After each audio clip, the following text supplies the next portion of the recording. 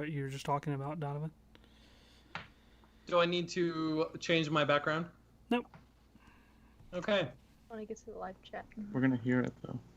So if you guys want I to can invite mute it. anybody into like from your Instagram stories or something. Oh to yeah, jump we in. already Cool. we did that whole thing. We sent that along. Put it on Patreon and everything. I love how our guests start promoting it more than we ever do. Well, they have more followers probably at this point, so. Yeah, I wouldn't doubt that. It's not true. It's not true. So,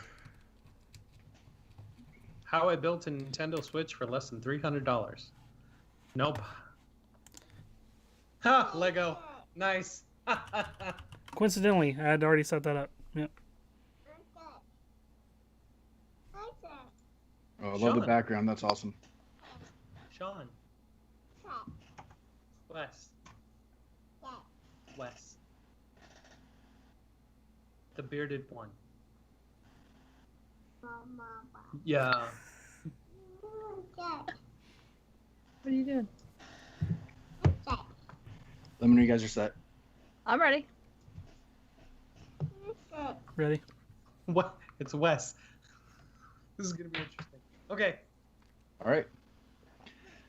What's up, everybody? It's that time once again for the Making Geeks podcast, a podcast for makers, dads, and geeks. This is episode 188, and we have a special show for you tonight. We have a guest, which we haven't had in a while. We have When Geeks Yes. Craft here in the house, Nicole and Tori. Hey guys, how Hello. you doing? How's it going? Doing good. Doing good. Doing good. Welcome. Thank you. Happy to be here. Weekly listener. First time on the show. Long time listener, first time caller. Speaker, yeah. We've had a plan for you guys to be on for a while. Just we haven't had guests in a while. We haven't talked about it. I guess because with the quarantine, everything going on, some of our plans that we were going to do got changed a little bit. But I think with Josh being out and we have more real estate on the screen right now, it made a lot of sense to have a guest. And so, welcome. Thank you. And for everybody out there that isn't familiar with When Geeks Craft, which I don't imagine it being too big of a crowd right now, how would you describe your channel and what you guys do? Well, we do a lot of laser cutting and 3D printing. A little bit of background on kind of how we started. I got a laser cutter last year for a hobby. I got a good commission check for my job, and I'm just like, let's finally just do it. Was watching a lot of tested reviews on the Glowforge and thought that it would be something perfect for me to try to use. And then I made one post that I blame Donovan for bringing me into all of this because he shared it and liked it a lot. And then I turned to Turi and I'm just like, I think we could actually make something out of this. That'd be kind of fun. And then it kind of took off from there. And we've had our Instagram for a year and a half and our YouTube for just over a year now. Yeah. It's awesome. You're welcome, world. What kind of Catalyst. what kind of geeky stuff are you crafting on your channel? A lot of maps. I do a lot of video game maps, specifically with wood and resin. And then we do a lot of props. Turi does a lot of the 3D printing work because I don't want to learn how to use a 3D printer. And then I do all the laser cutting. Yeah. If anything comes into 3D printing or any type of electronics, then Nicole's just kind of like, here, take this. You do it. I was like, okay, no problem. Yeah, and it definitely started as something that I just wanted to kind of dip my toes in and see if we'd like it. And then it kind of just spiraled from there. And now we do this together every day, aside from our day jobs. So we work constantly. I work constantly. Well, yeah, and you're definitely more of the face of everything, for sure. I'm a little bit more in the background, but hopefully still able to make good contributions. I think your work is amazing, and your videos are really good too. In fact, I think Wes and I were talking about it last week. That every time you release a video, we kind of are like, damn, we got to kind of up our game a little bit and kind of try to keep up with everybody. Yep. For sure. Well, we honestly, when we first started, we looked at Donovan's videos a lot because we really liked the way he did his videography. And I said to Turi, I want to start to work our way there, and we are nowhere near there yet. Okay, don't roll your eyes at me. You are really good at your videos, so just shut up. But I think like through the success that we've had as One Geeks Craft, we've been able to afford the ability to get new equipment and actually create stuff that is interesting enough now. And I finally feel confident in our videos, and probably like just throughout quarantine, I think is when I'm starting to feel the proudest of our videos, because I think we've had the most time to work on them. Before it was, I don't dislike any of our videos except for the first one, but I think we're finally starting to get to a point where we're starting to really find our voice and like what we're doing. Yeah, I think I'm in this 4 years. I'm still trying to figure some of that out. Well, it helps having a partner that literally does everything with me. So. Yeah, we bounce ideas off each other a lot. There's so many times that I wish that we're sitting in the attic and we're having a conversation and there was a camera rolling, because it's just like, man, that would be perfect for the video, and we can't act, so we can't like make it. Only content right there. So just like have a live stream of our house all the boy. time. Maybe not a live stream, but like, you know how people do like second channel stuff, Yeah. where it's like for the true fans, you know, they'll like this stuff. So it's like When Greeks Craft behind the scenes. Yeah, I'd you could also subscribe to leave it that. as like special content for your Patreon page. Yeah, I have to have time to be able to do that though. I see my best friend in the chat right now. Hi, Bobby. Crazy Cat Lady 169. Hello, welcome. But yeah, I think that we're like the quarantine, as much as it sucks for like the world and it's an awful experience everywhere, it's been like the best year for us. In a Because- weird way, because We Well, both work it's- here yeah, all day. we both are lucky to be able to work from home, and pretty much as soon as I clock out of work, I jump into something else that's work related for When Geeks Craft. Cut down on travel time and all of that really makes it easy to just kind of keep going. Yeah, and the Um, amount of annoying things that would take me hours at nighttime, I can do in the middle of meetings, because like I'm paying attention, but I'm also painting. Like, That's a good point. Wow. Yeah. so like we're getting significantly more done now that we're work from home, and that we're work from home indefinitely. Pretty much. Without giving too much away of like future projects, do you have like a dream project you would eventually like to tackle, or something you haven't maybe quite tried yet? Yes, there is one that I have no idea how to do, because it's like the biggest resin pour of my life. You know what I'm talking about. Yeah. and it's got so much electronics in it, and it's got a huge 3D print element to it that's just like, I really want to, but I really probably will save it for if we're going over to the vendor that does the resin to get their assistance on it, on molds specifically, because I'm not confident in my mold making ability. So if I can get them to help me on it, then yes, I do So have. you're not going to say what it is. You're just going to say it's a huge resin pour with lots of 3D printing and electronics. Yes. Well, That's It's, fine. You don't have to think of- divulge it. It's fine. Think of, Okay. Well, as a it's hint, from a video game, it's from a video game, and it's a think weapon, of think of what we did for the Thunderblade. But Mhm. but bigger. And it's not Zelda though, not Zelda. I have an You'll idea. never be able to guess it because it doesn't make any sense. But I saw it on the Oh. internet, and I'm just like, I need to make I this. thought it was Zelda, but now I think. No, we're gonna make that one. Right. Yeah, I was Yeah, I thinking mean, Halo for a prop second, but yeah, it's not very exciting.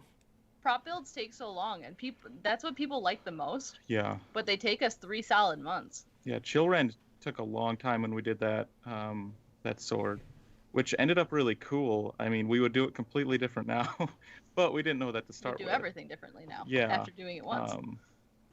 Do you have any of them nearby where you can grab one and show them to the people watching at home? Sure. They're all next to Curry over there. I'll make him walk to go get it. I think that's one of the big challenges that when you're trying to ramp up production or you're trying to create more videos and you start looking at the timeline for some of the projects you want to do, they kind of He's grabbing them all in one hand. Oh. And And he drops them live. oh on God! the Okay, air. you could stop. Yeah. The terrifying amount of weaponry in one of his hands. Here, we'll start. Okay, just hand me something. We're gonna go chronological. Oh Jesus. Okay, so this was Chillrend, and this was an entire epoxy resin sword that we used tabletop resin on, which was a mistake because So it's a little A flexible. little flexible, and But definitely. it's still super dope and can really hurt somebody if you whack them hard Well, enough with it. It do bludgeoning damage, as we would say in the D&D parlance. But yeah, the cool thing about this one was just how actual glassy it ends up, and it really does kind of look like a piece of ice. Looks really cool. It took pretty good pictures. We got a good Reddit. Yeah, we post got out a of good that one. Reddit following from that. If you backlight it, does it almost look like it glows? It's completely see-through. Yeah, I mean, here, put your phone. So Oh, yeah, put your. But then we did do one that was similar, which kind of takes that idea. Let's hope its battery is charged. I don't know. I think it is. No, I bet it's dead. It's been in there forever. Oh yeah. Okay, Zelda Sword's dead right now. We haven't charged the batteries in forever. Well, since we did the video, that's the problem. It's like, when are we going to use them? Yeah. But here's another sword. But yeah, this was the Thunderblade, which does do that. Made out of the correct resin. Yeah. It's awesome. We got these we got more assistance now that we have like an affiliate with Illumilite resin. We rely on them a lot for Material. materials and actually helping us out with understanding what the best material to use would be. What did So- you? I can't remember. What did you use for pigment on that one? For what? For pigment? Yeah. That is artisan pigments. So it's just yellow and green pigment powder and some alcohol ink. Hmm. Yeah. And then Chillrend was a Chillrend- little bit of or a lot of alcohol ink and a little bit of a just a tiny bit of pigment powder to give some sparkles. and then Yeah. here's your And then little guns. well, that's the shrink ray from the Outer Worlds. Pew. That's really cool. Those people When- that are listening to this in their car, or I guess not in their Like, car. what not- is going on? Yeah, you guys should check out the YouTube video of this, or check out their Instagram at. When Geeks Craft. We're at When Geeks Craft on everything because I was smart when I started my channel There you and go. just got it everywhere. But yeah, like I was unemployed for like 2 weeks and I made this gun because I had nothing but time. And if I could be unemployed and just do craps all day, there'd be guns all the time. So join us on Patreon. That was the perfect plug. Yes, good segue. We actually have some really dedicated patrons and it's really nice. It's cool, yeah. That's been kind of an interesting thing. It's having people kind of really backing you like that. It's Yeah. kind of a cool experience. But yeah, those prop builds are really fun to do. But again, they do take some time. Lately, you've been really cranking out a lot of the resin projects, which are always great. And every time I look at what she's doing, it's like, well, I don't know how you made it better, but now it looks better than the last one. Like, it's constantly getting better. The Catan map, which Oh, you yeah. just came out with, was a really interesting build to see. It's the evolution of projects is always so interesting because we didn't even initially think to make it a wall hanger because you just kind of wanted to make the Catan map. Yeah. And then as soon as you kind of had the idea, and I think you had done 1 or 2 pieces, I looked at it, I was like, we can't put this in a box somewhere. It's got to stay out. So we were like, okay, well then how do we make it able to hang on a wall? And then you came up with the whole magnet idea and all of that. So it's always interesting build process. Even though it's a little bit quicker, though, that one did take a little bit. Yeah, that took about a month and a half. That one came out awesome. I like that one a lot. Yeah. That's the funny thing about that video is that right at the beginning, Turi says, "I think we can make this better," and then I proceed to make the entire map. Yeah, so it looks like I'm just telling you to do stuff. Yeah, It's That's- not how it works. pretty sure that's how it works. Oh boy. You're the muse then.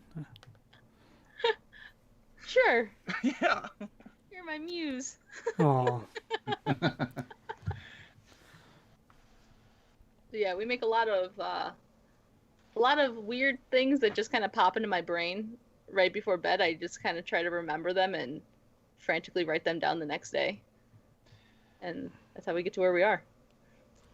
So, you know, a lot of the things that you're making are video game inspired. Do you have some favorite games and franchises? Oh, 100% best game ever, Breath of the Wild. There's no question for me. Like, I can't even.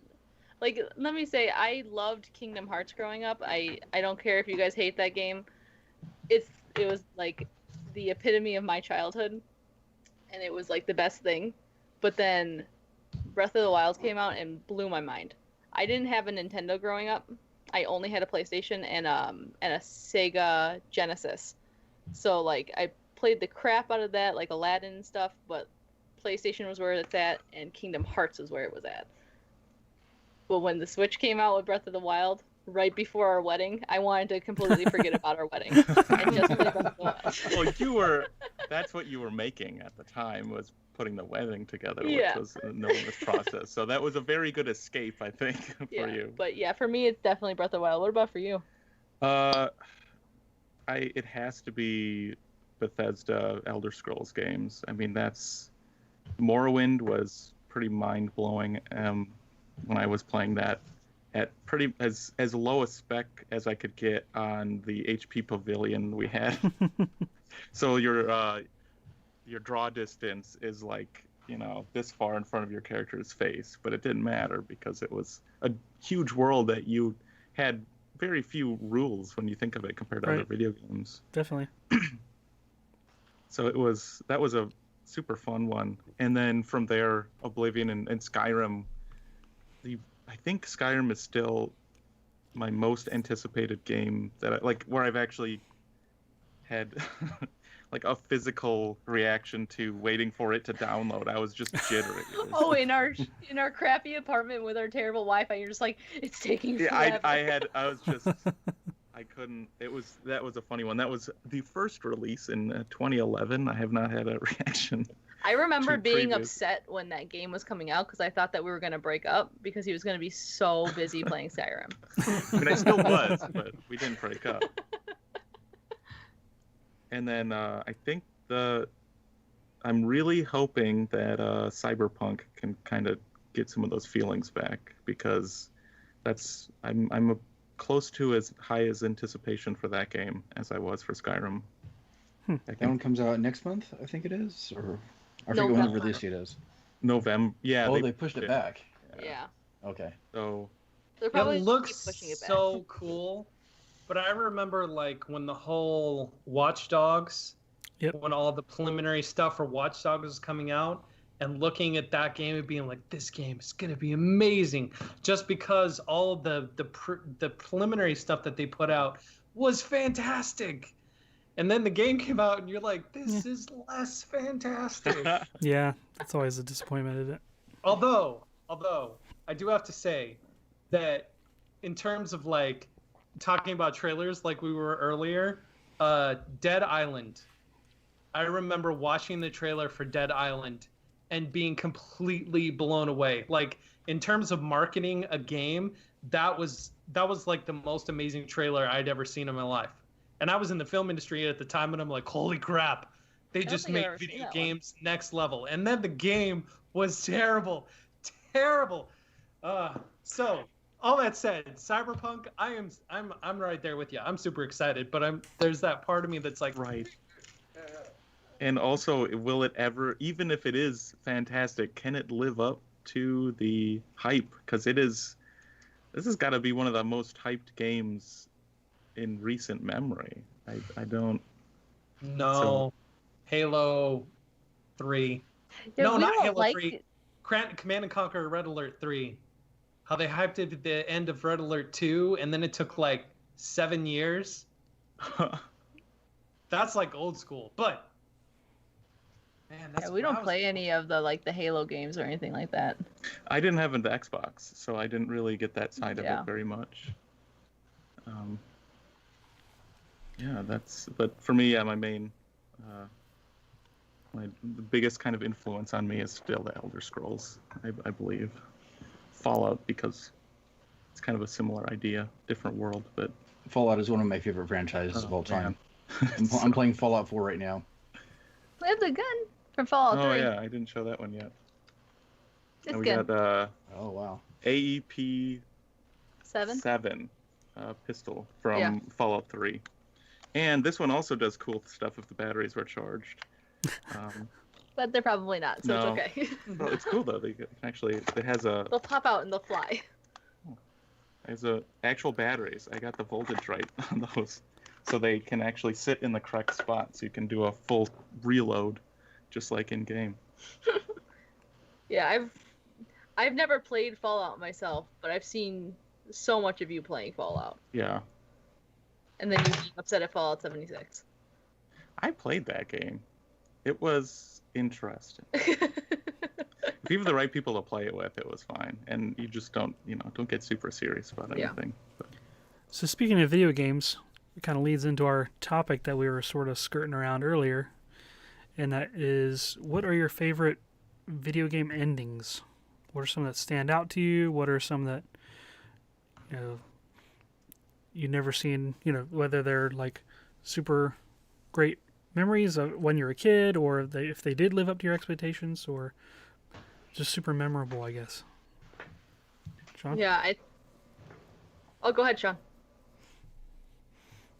Oh, it looked like you were wasn't going to talking. say. Never mind. He was adjusting. That was a good one. Yeah, like one in the chamber, but no, go ahead. No, I was gonna say, like, for me, it's definitely Kingdom Hearts 2, because me and my friends over summertime stayed in my basement for like 3 days straight playing this game, and then it finally ended. I don't even remember what the ending of it was. I haven't played the game since, but I just remember like the lead up to it, and then it finally happened, and we realized we had not left this room in like 3 days, and we just had a constant slumber party. It's such a memory in my brain of just the experience that I've never had that kind of experience with a video game since. And it's just something that, like, I'm so grateful that happened when I was a child. Makes me love that series even more. So it wasn't the game necessarily as much as the. Kingdom Hearts is a little weird. What about for you? Oh, I'm a bad one to ask this question because I don't play games where I care about the endings, unfortunately. Like, even Skyrim, for me, I know the end it's going to end it, but it doesn't really matter because what you're getting out of that game is the exploration and the leveling up the RPG aspects. It's not so much working for the story, and while it's there, it can kind of be completely ignored.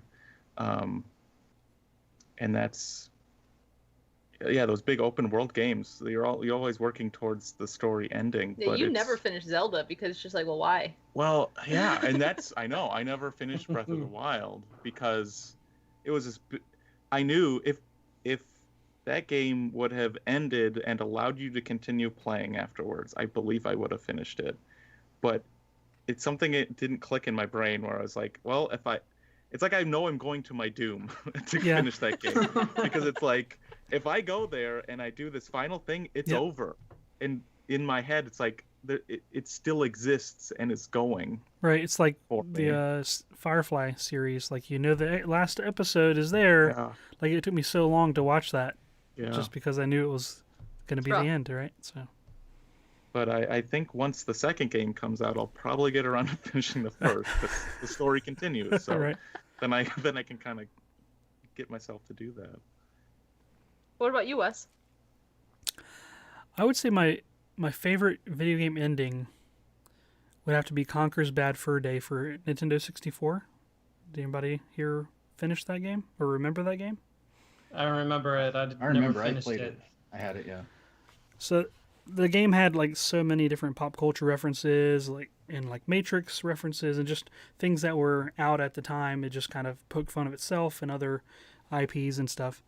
In the very last battle, you fight basically the alien from Aliens, and you get like the loader machine that Ridley gets, and you, like the mech suit exoskeleton thing, and you suck the alien out of an airlock, as you would expect. But but right before she gets sucked out, I think it like jumps on top of you. This is a terrible way to describe it because I'm out of order now, but it jumps on top of you, and the game like glitches, and it like froze, and then the character turns and looks at the camera, breaking the fourth wall. He's like, "Hey, are there any programmers out there that can help fix this?" And he basically just like gives the programmers a hard time, and it's like, "Hey, if you guys would help me out here, I've been kind of at the bad end of the situation like the entire game. Can you guys like help a brother out?" And he's like, "Oh, great!" And you see like it's kind of like the Looney Tunes, Warner Brothers, where they get the animator to like manipulate the scene. Yeah. And he gets them to load in like the entire firearms wall from like the Matrix. It just kind of like flies in. He's like, I'll choose one of these, and he's like at the position where the alien's getting like pouncing midair on top of him, and he replaces his hands with all these weapons and everything. Completely destroys the alien, which is hilarious, because they went through all this trouble, with all the breaking the fourth wall and everything. And they finally get to the end, and your whole objective is you're trying to save your girlfriend who's captured, which is a typical trope, which they point out a lot. But the thing that makes this game stand out to me is that at the end, she ends up dying. And the main villain... That's the worst. Yeah, the main villain of this thing is like this king. So there's the kingdom that he oversees, you are now the king of. So it starts in, you see like the last cinematic sequence, he's sitting on a castle, your character, he's got a crown, and it kind of pulls back and you see he's on a throne, and he's surrounded by all these idiots that are in the game that he hated anyway. They're like enemies or people standing in your way. So he's like, now here I am, I'm at the end of the big adventure, look at all these idiots that I'm the king over, hooray, I still don't have my girlfriend. And it ends like that. Just stops. Like a super bummer. Like he's just like this monologue. You guys should definitely look it up on YouTube. It's unlike any other game, for many reasons. And then they throw that in there, like, wow. He's like, yeah, you're expecting a happy ending, right? Well, life isn't always a happy ending, and just like, geez, like that like Dexter's you. Yeah, it was great. Highly recommended. Oh the game my itself gosh. is fantastic for so many reasons, but the ending stands out for sure.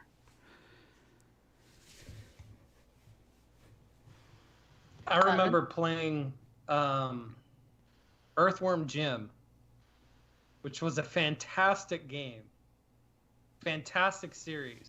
The cartoon was kind of terrible, but the video games were great.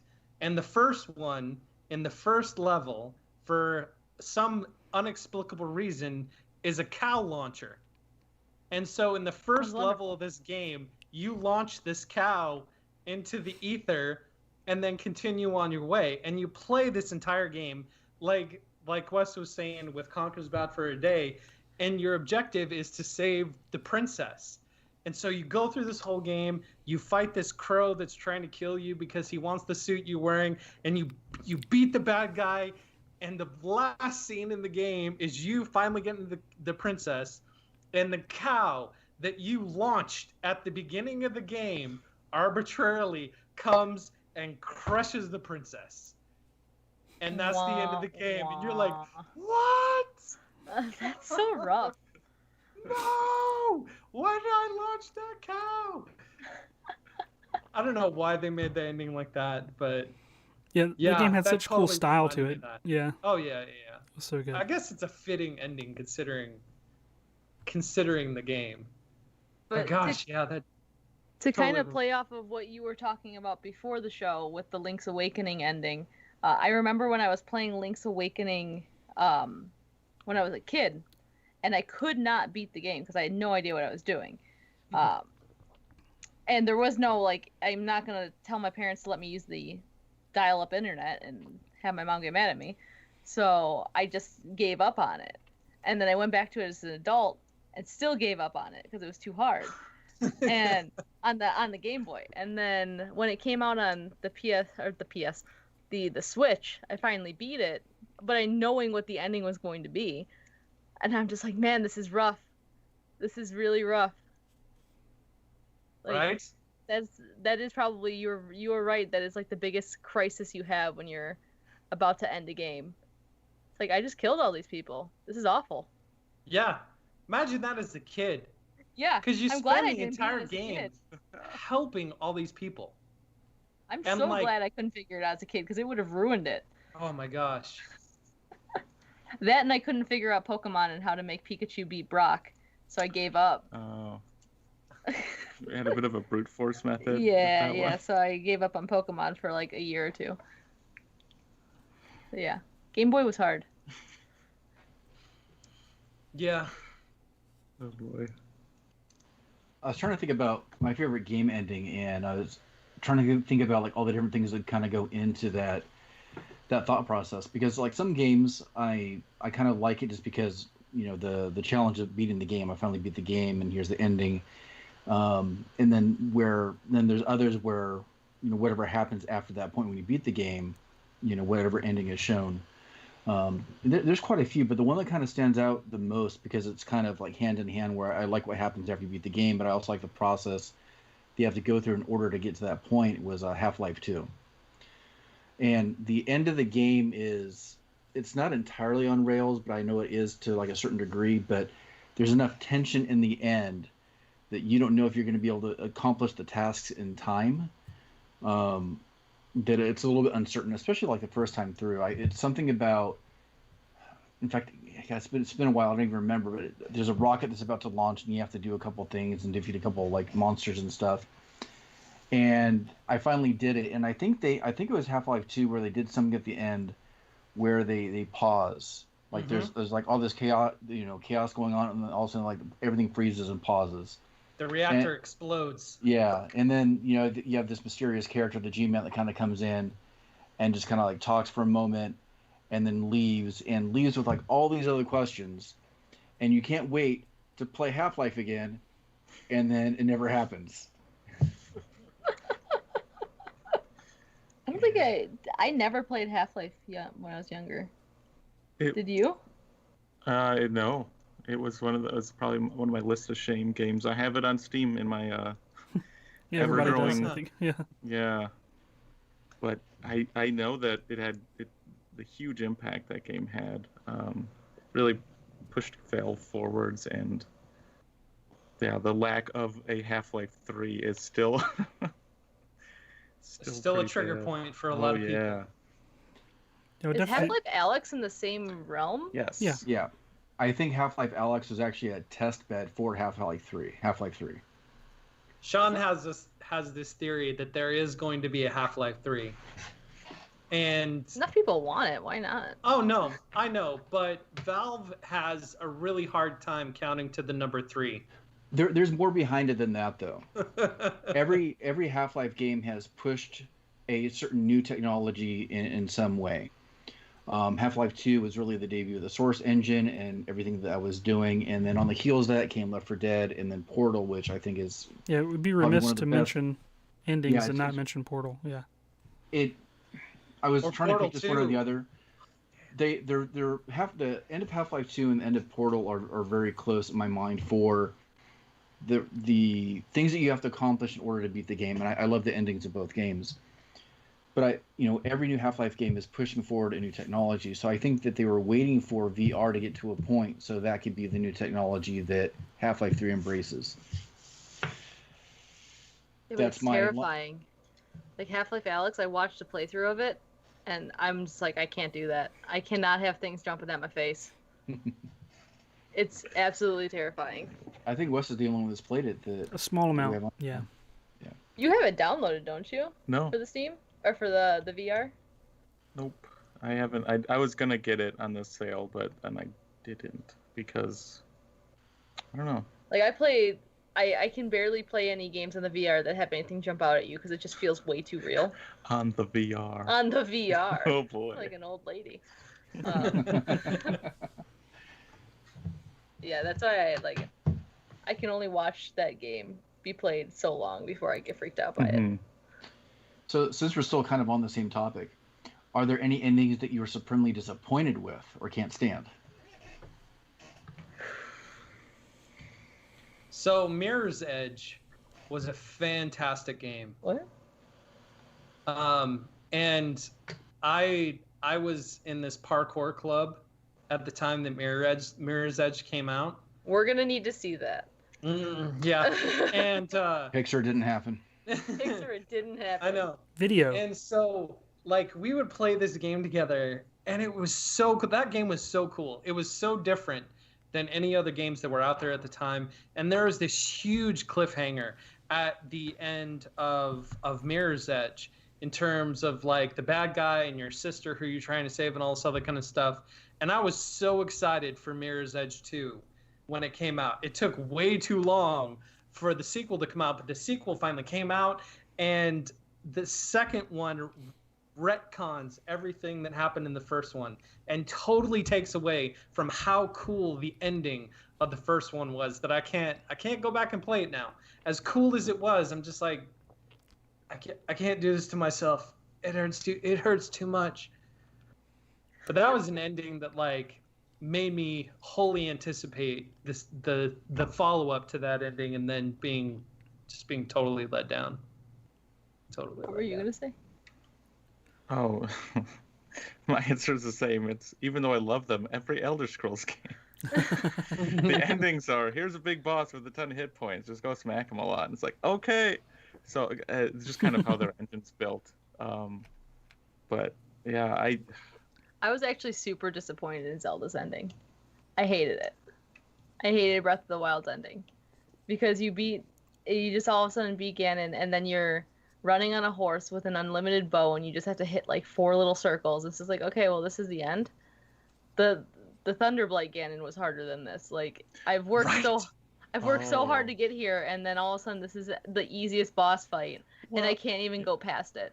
Like but like you said before, I didn't play that game for the boss fight. I played it for the journey, the 200 hours I put into the first playthrough of it. yeah. But yeah, I was super disappointed. Resident Evil 4 ending was confusing, or 7 was confusing for me. I've never played Resident Evil, Bob. Maybe you should play it at my house when the quarantine's over. Resident Evil endings aren't great in and of themselves, but I don't remember the one for Resident Evil 7. That's too Was many that the one in iterations Africa? of the game. And you have to go through... Man, I don't remember. There's been so many. I feel like when you get to 7, it's just like, that's too many versions of this game. Let's talk about Final Fantasy then. Oh, Final Fantasy doesn't count. So many. Turi's been playing, or was playing a little while ago, the one Bro of the final, Trip one. yeah, one of the Final Fantasy games, and I look over and it's just like the most extreme Japanese Americanized dudes in leather with the hair every which way, driving in a sweet car. They're in a convertible, and then he's going fishing. I'm just like, what are you even playing? It's Final Fantasy, man. We gotta fight some monsters. And then you turn over again like 10 minutes later, and you're fighting a monster, and the dudes are doing magic in their little leather outfits. I'm like, what is this? But then, all I have to say is Kingdom Hearts, and you have no argument. It's also dumb. Because you literally fight alongside Donald Duck. It's actually infuriating. I can't. He has the worst voice in the latest iteration of Kingdom Hearts. Donald Duck is rough to listen to. How did you like the ending on that one? Now knowing. I cried. That's So the you ending of liked- Kingdom Hearts. I like the ending of Kingdom Hearts. It's fine. We don't need to talk about it. It's Okay. emotional. Wes, are there any endings that you were disappointed by, or? Well, one of the first games that I think I ever beat as a kid, and I was also sort of disappointed by, was Super Mario Brothers 2. That's one of my favorite Mario games. And for those that have never played it, when you beat it, it turns out the whole game was a dream. Yeah, Mario sleeping. Mm-hmm. As a scroll of characters goes by, and he like starts waking up and dreams it's more. Like, I was so little I didn't really care that much, but I thought that was kind of a lame cop-out. I mean, it explains as to why all the characters are so weird in that game compared to other Mario games. But yeah, that's one that comes to mind offhand. It's just kind of strange. You know what's funny? Talking about Mario games, I had Mario Brothers 3 and loved that game. and it took me forever to figure out how to like get everything I needed to save all the items that I needed, like the Tanuki suit and like all the frog suit when I needed it, and all that other things. It reminds me of Minecraft. And I made it to the end of that game, and I finally got to the point where I'm facing Bowser, and I'm like, I'm ready for this. I'm gonna do it. And I smash the little thing so that when he jumps up, he jumps in there, and then you jump on his head. If you played the game, you understand. And I finally beat the game. And after Bowser, not dies or whatever, does what Bowser does at the end of Mario games, you go and right at that moment when the game is about to end, my cartridge had a glitch in it. And so right as you're about to walk up to the door, it goes, and everything turns into like the half curtain of the intro, the title screen for Mario Bros. 3. And to this day, I have not seen the ending for Mario Bros. 3 because of that glitch. So your problems with technology go way back. Oh, Right? so way back. Oh my god. And you never try to beat it again? Because, I mean, it saves, like, not too far.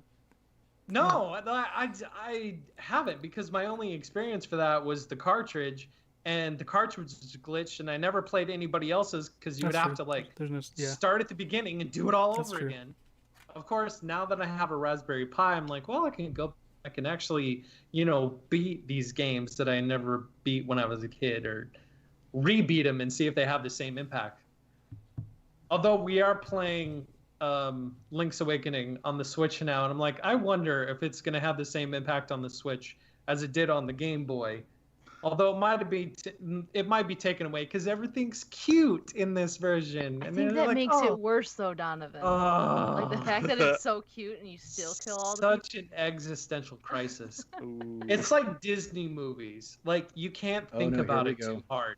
You can't think about it too hard and then you just go down this rabbit hole of like questions and unanswered questions, and video games are like that sometimes. But yeah, Link's Awakening for me when I was a kid was because I had never thought about stuff like that before.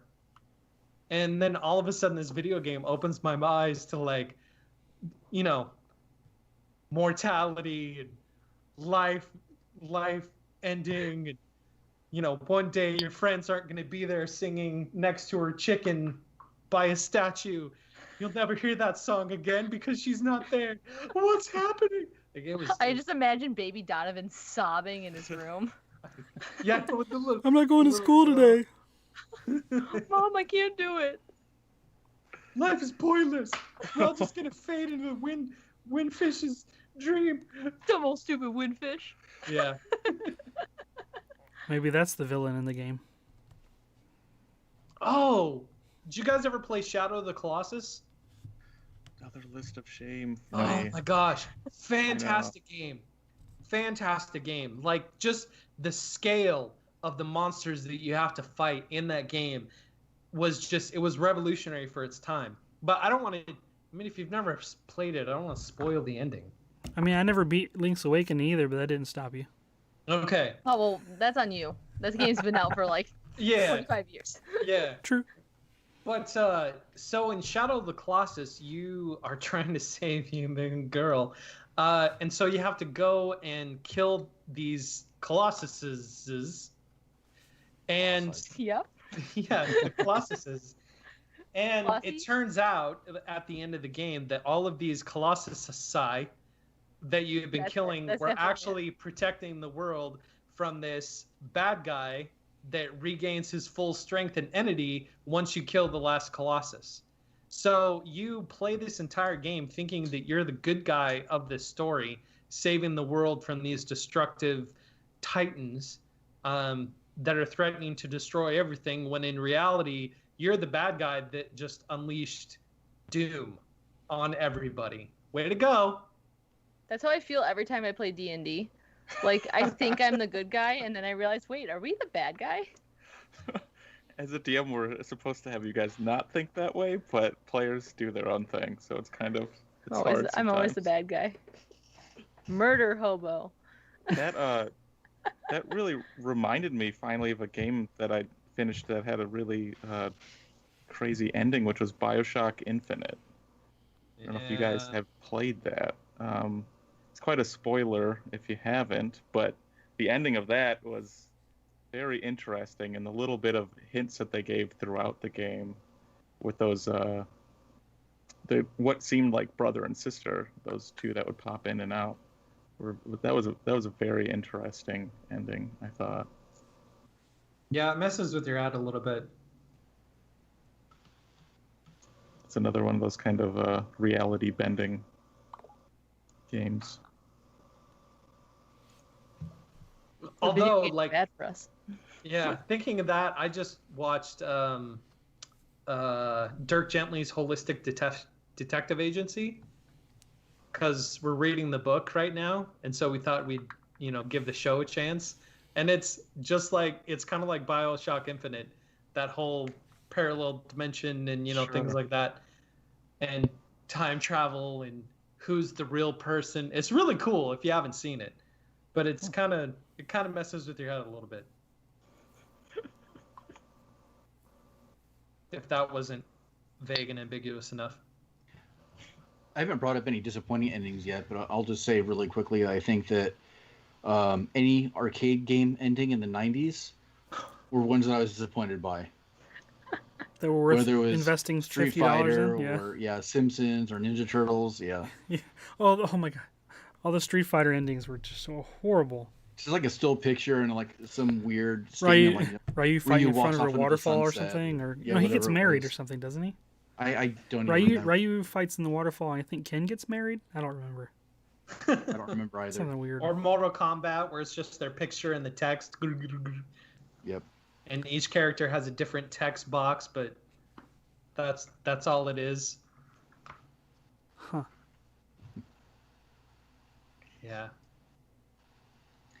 So aside from video games, or I don't know, maybe it's still video games, what are you guys geeking out about this week? Lego Nintendo set. Obviously, I was going to say that. I had to steal it from Donovan. All right. You guys can share. It feels like vindication, too, because there were so many naysayers, like when that first Nintendo Lego collaboration, was I revealed. want to say I was a naysayer. No, not you, but other people online, right? So other people online were like, that the Mario Brothers interactive electronic set, which admittedly the Lego portion of it is very weak, I think. Like they have like a little play set and you can kind of jump Mario around. The selling point was the electronic component of that, where Mario would interact with the environment, make sound effects, jump on turtles and things like that.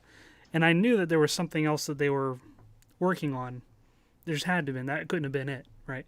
And so then they showed this NES recreation using Lego that's all animatronic and has all kinds of cool features, then also uses this electronic component as an additional level up, I guess. And I felt that was a good vindication for...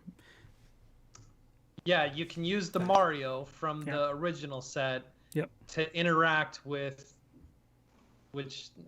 So I have to spend $300. You do have to spend $300 for the full experience, yes.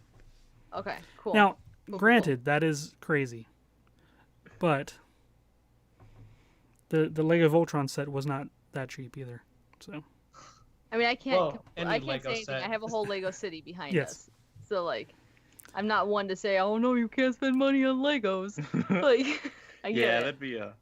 I mean, it's not a Millennium Falcon, so it's not that. How bad. much is the Millennium Falcon? Like 800 or something? 800? I was Yeah. gonna buy two to like keep one in a box, but then again we had to get married and we didn't have that much money. Oh yeah.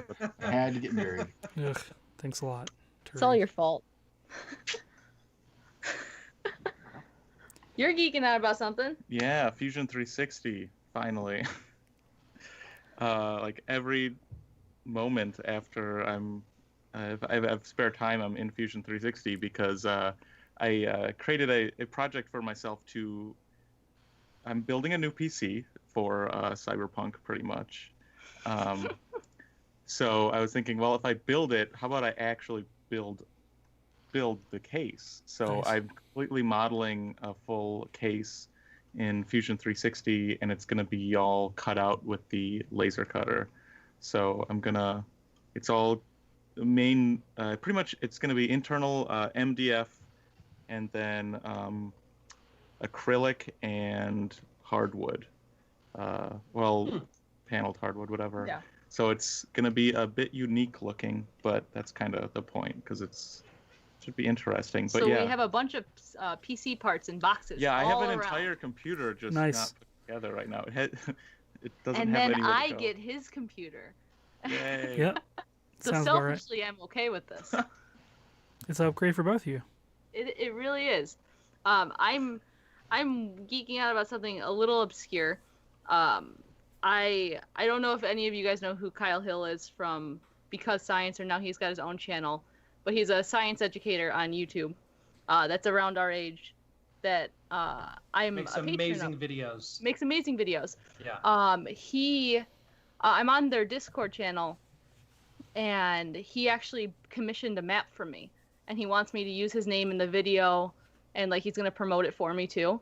So like he just confirmed the final design for it today, and I was just like, oh my god, I'm so excited. And then I asked him like, are you like, this is gonna be a YouTube video? He's like, yeah, put my name all over it. Well, I'll promote it for you. Like, okay. He's like, take the free SEO. It's gonna be great. I'm like, oh my god, I love you. Thank you. Yeah, you got to spend quite a bit of time talking to him. Yeah, last directly night. There was about just in Discord, but there Yeah. was it was kind of fun to listen to you guys. Yeah. A group of them on the Discord were kind of goofing around, watching somebody do some speed runs and that kind of Yeah. stuff. But yeah, that's pretty exciting. Yeah, I'm very excited because that's gonna give us a lot more exposure than we usually get. That's So. very cool. Congrats. Hey, thanks. I'm geeking out about something a little bit different this week. You were mentioning science education, but I guess this is education related. I finished my last class a week early for my supplemental credential. So so there's all that, but also because now that frees me up to make more videos. In fact, I have a new one probably coming out tomorrow, and hopefully get a couple more out before I have to go back to work. Although I just found out that I might not have to go that far to go back to work. I might be working from right here starting in August. So Cool. Hopefully with a little bit more structure than when you randomly had to leave. supposedly, but it's still going to be weird because the subjects I teach aren't really meant for distance learning. Yeah. At least one of them. One of them will be fine, but the other one, teaching animation from a distance, is going to be really, really weird and awkward. So I'm going to have to get creative there. Not as That's- weird as sex ed would be. God damn it. Sorry. Wes, I don't know how to Such a Wes respond. thing I have a to funny say. story I mean, about that we should. All these sports could coaches share are off like the air. out of jobs, you know, like I mean, how do you teach that? I You don't just show the apple, or you just show the That's right. banana. know. That's right. That's Yep. all you do. A live stream of the banana presentation. And then you're good.